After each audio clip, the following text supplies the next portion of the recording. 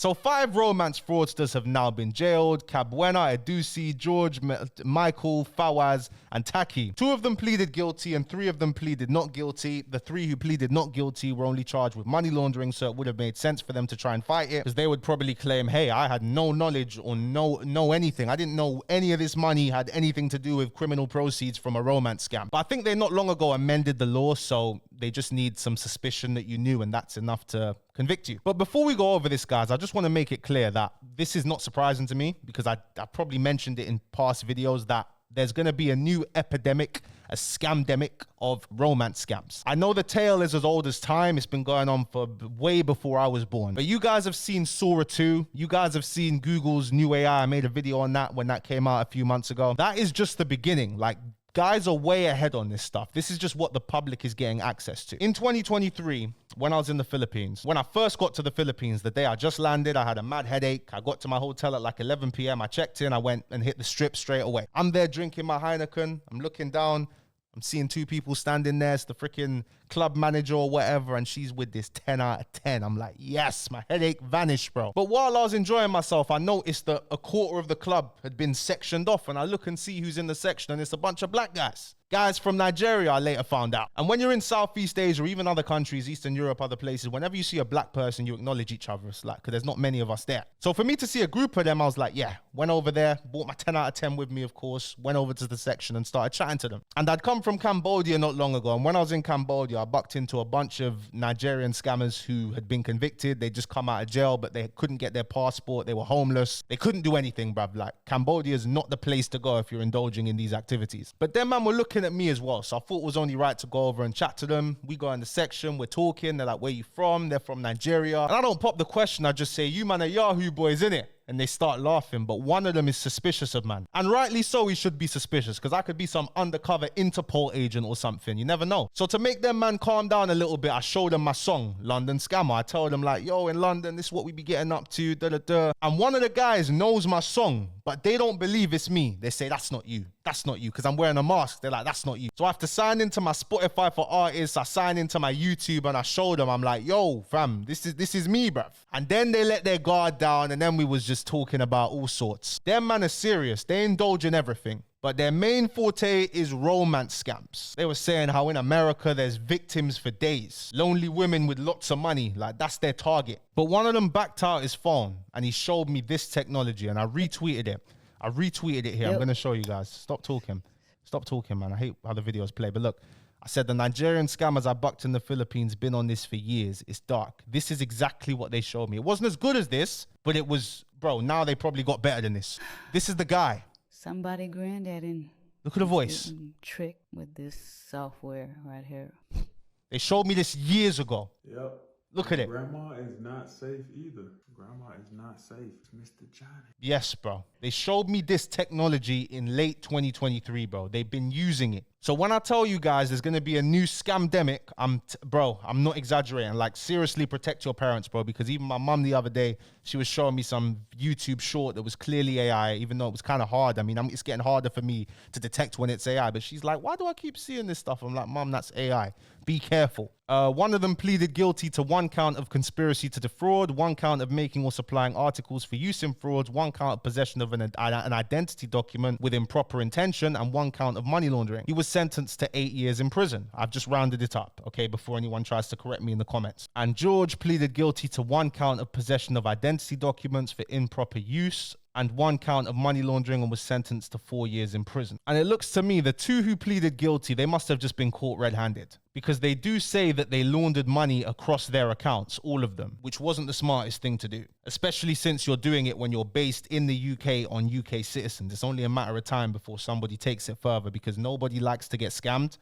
You can get away with it because most of the victims would rather not tell anyone because of how embarrassed they are. But you're always going to get that one person who's going to drag it and want revenge and is not going to stop until they get some, justice in their eyes. But this guy pleaded guilty to conspiracy to defraud because he had making or supplying articles for use in fraud. They had evidence of him making or supplying articles to be used. That helps prove intent, so that can get you charged with conspiracy. And if he didn't plead guilty, he would have got over 10 years. So it's good that he did plead guilty. But the rest could only be charged with money laundering because I'm sure, I mean, maybe not all of them were actually doing the, lotioning. Or maybe these guys were smarter and had nothing else linking them except the bank accounts, which wasn't smart. But these guys are not stupid. If you want to avoid getting caught for fraud, there's just 2 simple rules you got to follow. Do not have anything linking back to you. And with all of the work that you do not make them be able to link the work together. Because if they're able to link you to one thing, then they're able to link you to everything else because there's things in common. It says to run the fraud, Edusi and others created fake profiles and fictional biographies on dating websites to trick their victims. They used flirtatious language to manipulate people into thinking they were entering into a genuine, loving and caring relationship. But this was all a build-up to the fraudsters asking victims for money for fake reasons, including loans to pay for business trips gone wrong, fines being incurred in remote locations, or a stolen wallet and urgently needing money to pay these off. It's not funny. It's not funny. Stop laughing. Hey, Chung Lee asks if you could give the video.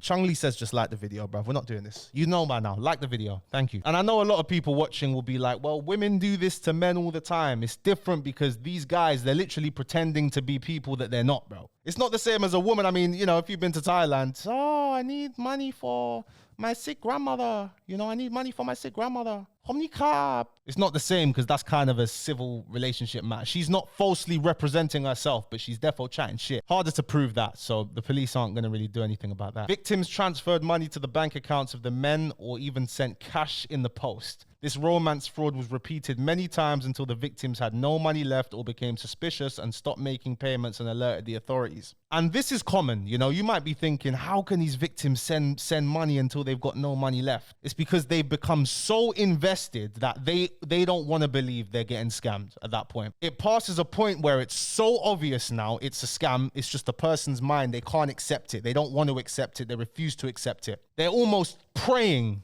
that it's not a scam. Payments were then laundered through the bank accounts of the criminals. There were 40 confirmed victims of romance fraud, but the total number of suspected victims of fraud was 99. The total amount of funds lost by all victims through romance fraud is estimated to be £1.8 million.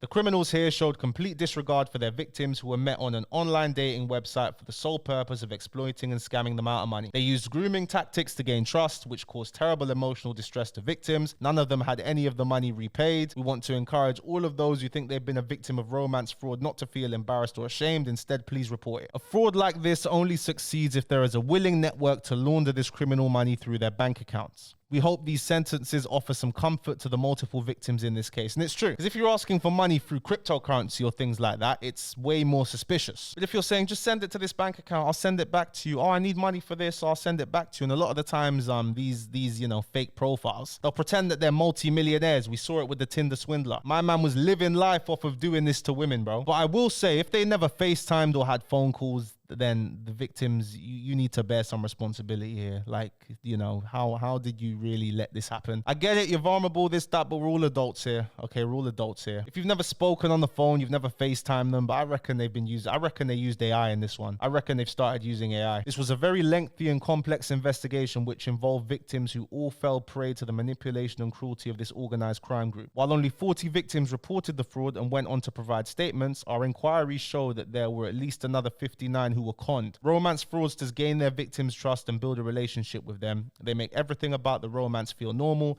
but their aim is to get money or personal information. One of the victims stated, "I lost my home as I could not keep up with the cost of rising bills. I feel so embarrassed and ashamed that I was scammed, so I have not told anyone about this and have lied to my family and friends. I'm very wary when any man tries to get close to me, as I always wonder if he will try and scam me." Another victim said, "It's ruined me as a person. It took years for me to start to trust anyone again. How can people live with themselves after the hurt they create?" And the world's a brutal place. The world is a very, very brutal place. Like, it's brutal. If you want to see the amount of men, I'm not trying to do a comparison saying, oh, but what about men? I'm not trying to do that. But if you want to see men who've gone through this, bro, take a trip to Pattaya, Thailand, bro. Just take a trip to Thailand, bro. There's thousands of men there who tell you stories about how they've lost all their whole retirement, bruv, and they can't even afford a beer, bruv. I'm telling you. But we're definitely going to see an increase in this, guys. I was a victim of this. Yep, I'm Tankz. I was a victim of this. How old was I, bruv? bruv. I must have been in year 8 or something. Maybe year 9 or maybe year 8. I think it was year 8. This girl adds me on Snapchat. She's nice. Back then I was a rookie, bro. I didn't know there was ways to send videos from your camera roll as snaps. If you remember, before you could only send purple snaps to people. I'm not sure if it's changed now because who the fuck uses Snapchat anymore? But it was a snap that you took and sent. So I was fooled that way. But this girl on Snap was saying, can anyone give me their PlayStation account to do game share? Me and my dumb self, I'm like, of course you can use my account for game share. Of course, bruv.